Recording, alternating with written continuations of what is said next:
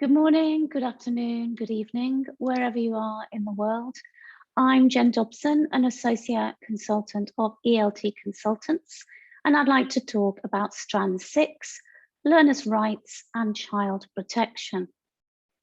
The rights of children and teenagers and their protection should be at the very core of everything we do in English language education, including in classroom practice, materials development, and programme design. These rights are stipulated in the United Nations Convention on the Rights of the Child. But how far does YL-ELT globally comply with these? Do educators place the welfare of the children we work with first? Or has a lack of regulation in ELT meant that in some contexts there has been insufficient care given to the issues of safeguarding and child protection? Some questions we should ask ourselves in order to professionalise YL-ELT around the world in terms of rights and protections are staff sufficiently experienced, qualified and vetted? Do all staff who are in contact with children and teenagers provide a police background check equivalent to a DBS certificate? Is there adequate supervision and training on safeguarding? Is the physical environment safe and adapted for the ages and needs of the children and teenagers we teach, including those at the early years and learners with special educational needs and disabilities? The sudden move to emergency remote teaching also brought increased safety risks.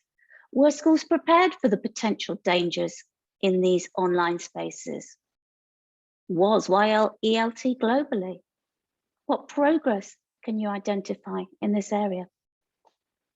Are YLT materials in print and digital versions age appropriate, inclusive and safe?